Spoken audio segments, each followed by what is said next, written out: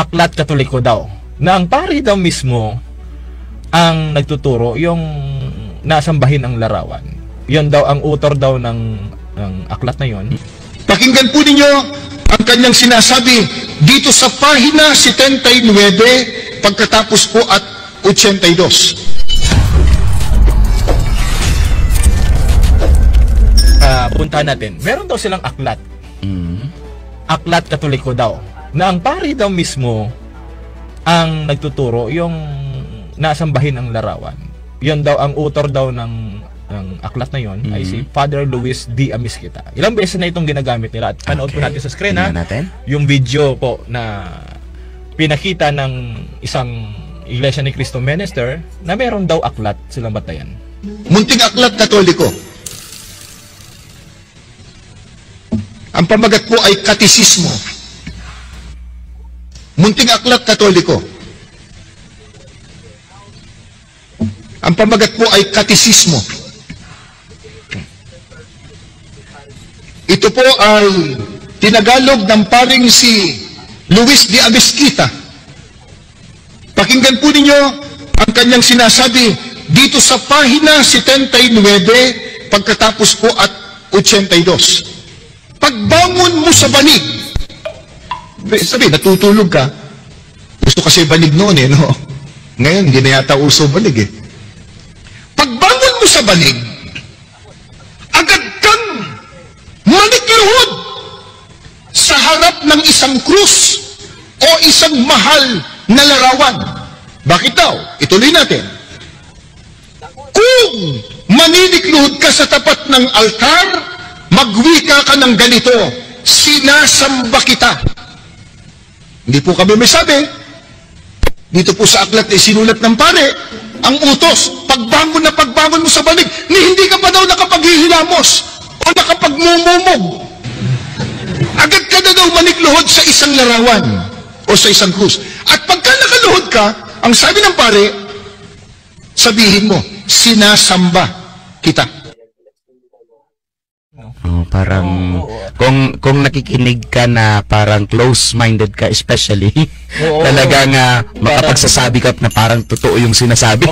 Parang totoo talaga. Tapos yung mga kapatid natin doon sa, maybe may mga Catholics doon na nanonood talaga, na dumalo nung pamamahayag nila.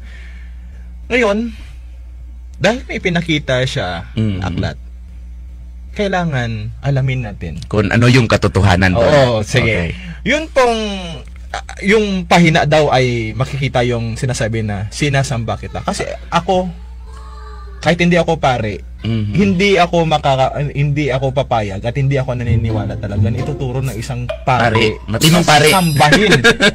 Kasi ako pag yan nagturo ng officially, pag binago ito, no? Someday, pag binago ito, at sabihin dito na sambahin ng larawan, guys, nalayas ako sa Catholic Church.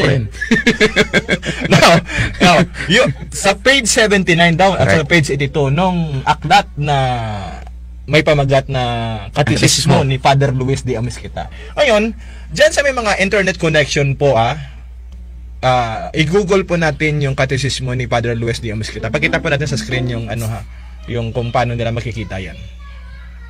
Ayan. So pag nagpunta po kayo ng Google, yan, makikita po ninyo yan yung sa pinakataas, katisismo na pinagpalamnan ng mga pangadyi at maikling, ayan, kasaysayan na dapat pag-aralan ng taong Kristiyano. Tinagalog ng Padre Predicador, Father Luis D. Amisquita. Ayan po. Kaya po mismo ang suriin niyo pong mabuti. Ayan po Tapos, pag munta po kayo sa, yan po ay digital na kopya ng sinasabing katisismo. At pag napunta po kayo doon sa loob, meron po mga pahina doon. I-click niyo po ang page 79 at ito. At para po sa impormasyon ng lahat, kami na po ito po Pakita po natin yung page 79 at page 82. Remember sabi ng ministro, nasa page 79 daw at dito na sinasabi ni Padre Luis de Amisquita na sambahin ang larawan. At larawan. Father Jai, yan po ang page 79 at saka page 82. Meron ka bang nabasa na sinasamba kita? Oo, na sinasamba kita. Walang, parang kahit malabo yung mata ko. Wala talaga ako makita. Kayo po na taga-subaybay ngayon sa programang Patag. Sa inyong mga screen po, basahin niyo pong maigi. Ayan. puntahan nyo po, i-double check nyo po, i-confirm nyo po. Kung totoo yung sinabi. Oo. Ayan. Wala tayong makikita. Wala talaga eh. Now, Father Jairil, sabi nila, meron daw sinasamba. Pero nung tingnan natin, walang sinasamba. ano nasasabi mo ron? Sabihin na lang nating parang pangluloko yung ginagawa natin, no? Yung katotohanan ay hindi natin binibigay sa ating kapwa, lalong-lalo na sa ating mga kapwa Pilipino na nakikinig doon. Ayan. So kayo na po ang bahalang magdesisyon kung sino pong nagsasabi ng totoo. Amen? Yan po.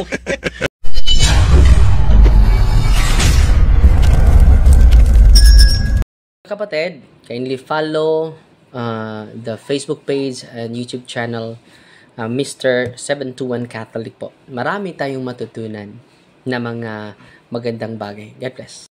Magandang araw mga kapatid. Ako po si Earl John Mula. Sa Kristan po ako ni Father Darwin.